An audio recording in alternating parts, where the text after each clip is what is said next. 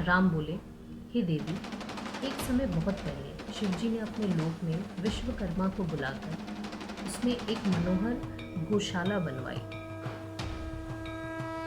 और उसमें एक मनोहर विस्तृत भवन और एक दिव्य सिंहासन तथा सबसे अद्भुत एक दिव्य श्रेष्ठ छत्र भी बनवाया। फिर इंद्रादिक सब देवताओं, शास्त्रों, पुत्री सहित ब्रह्मा, मुनियों, देवियों और अप्सराओं को बुलवाकर अनेक वस्तुओं का भी संग्रह करवाया। फिर एक उत्तम मुहूर्त देखकर भक्ति से पूर्ण शंकर जी ने विष्णु जी को उस श्रेष्ठ सिंहासन पर बिठा बहुत से अलंकार पहनाए और कौतुक तथा मंगल करके उनके सिर पर मुकुट बांध उनका अभिषेक किया। फिर भगवान शंकर ने उनकी बड़ी स्तुति की और जगतकर्ता ब्रह्मा से कहा, मेरी आज्ञा से अब सब देवताओं के साथ तुम भी इन्हें प्रणाम करो और वेद में जैसा जैसे मेरा वर्णन किया है वैसे ही अब इनका वर्णन करो। शिवजी ने विष्णु जी को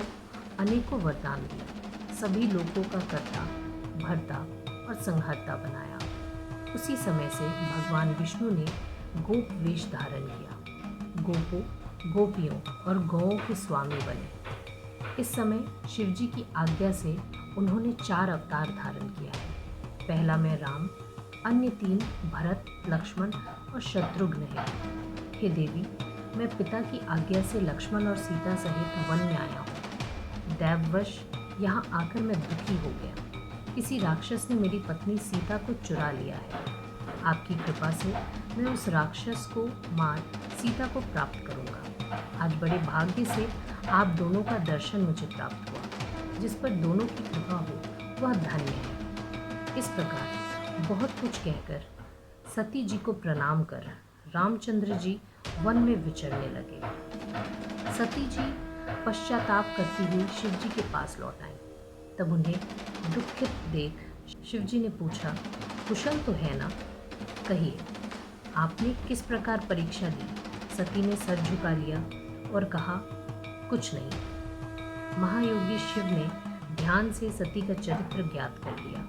उन्होंने सोचा, अब यदि मैं सती से पूर्वव्रत स्नेह करूं तो मेरी शुद्ध प्रतिज्ञा भंग हो जाएगी। वेद धर्म के पालक शिवजी ने यह विचार कर सती को मन से त्याग दिया। मार्ग में यह आकाशवाणी हुई कि हे परमेश्वर, हे महायोगी, आप धन्य हैं। आपके समान तीनों लोकों में ऐसा प्रण पालक कोई नहीं है। उन्होंने शिवजी से पूछा, हे नाथ, आपने कौन सा प्रण किया है? परंतु सती जी के पूछने पर भी शिवजी ने अपनी पूर्व प्रतिज्ञा को ना बतलाया। फिर तो सती जी ने मन में ध्यान करके अपने त्याग की सारी बातें जान ली।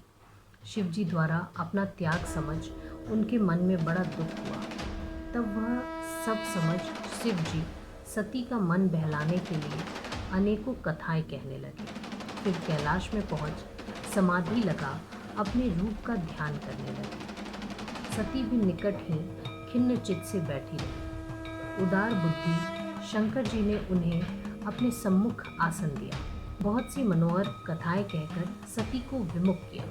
सती के हृदय में पहले ही जैसा सुख हो गया। इस कथा से मूर्ख जन शिव सती का वियोग समझते हैं, परंतु वास्तव में उनका वियोग नहीं हुआ, क्योंकि जो कुछ होता है सब उनकी इच्छा से ही होता है। फिर वियोग कैसा? सती और शंकर जी का चरित्र कोई नहीं जान सकता। ब्रह्मा जी बोले, पूर्व काल में प्रयाग में एकत्र होकर मुनियों ने एक महान यज्ञ किया, जिसमें सपरिवार मैं भी सम्मिलित हुआ। शिवजी भी सती सहित उसमें आए। सबने भक्ति पूर्वक उन्हें प्रणाम कर उनकी स्तुति की। इसी समय प्रजापतियों के स्वामी दक्ष जी भी वहाँ पहुँचे और उन्होंने केवल मुझे ही प्रणाम किया तथा मेरी आज्ञा से वहाँ बैठ गए। फिर सबने तेजस्वी दक्ष की बड़ी पूजा की, परंतु परम स्वतंत्र लीला विहारी महेश्वर अपने आसन पर ही बैठे रहे और उन्होंने दक्ष को प्रणाम भी नहीं किया। इससे दक्ष को बड़ा क्रोध आया। उन्होंने सभा के मध्य में सबको सुनाते हुए शिवजी को बहुत खूब वाच्य कहा और कहा कि हे ब्राह्मणों और देवताओं, तुम सभी सुन लो, मैं इसे बहिष्कृत करता हूँ। अब आज से यह देवताओं के साथ भाग नहीं पाएगा। यह सुनते ही नंदीश्वर की आंखें लाल हो गई। उसने उस महागर्वित दक्ष से कहा, हे दुष्ट बुद्धे, क्या तू शिव तत्व को नहीं जानता? हे मूर्ख, यह जो तूने भृगु आदि ऋषियों के मध्य में इन महाप्रभु भगवान शंकर का उपहास किया है, इससे शिवजी के प्रभाव से मैं भी तुझे शाप देता हूँ कि तुम सब ब्राह्मण वेद का वास्तविक अर्थ ना समझकर केवल अर्थवाद पर ही विश्वास करोगे। तब भगवान शंकर नंदीश्वर को समझाते हुए बोले, हे महाप्राज्ञ, तुम्हें क्रोध नहीं करना चाहिए था। तुमने मेरे नाते व्यर्थहीन ब्राह्मण वंश को श्राप दे दिया। मैं ही यज्ञ कर्म और यज्ञों का अंग हूँ। सब मुझ में ही विद्यमान है। अब शांत हो, क्रोधादि त्याग, स्वस्थ हो जाओ। नंदीश्वर शांत हुए। शिवजी अपने सब गणों को साथ ले निज धाम को चले गए। दक्ष भी ब्राह्मणों को साथ ले अपने स्थान को चले गए। अब जैसे दक्ष को शिवजी के द्वारा दंड मिला, उसे आगे कहूँगा, ध्यान से सुनो।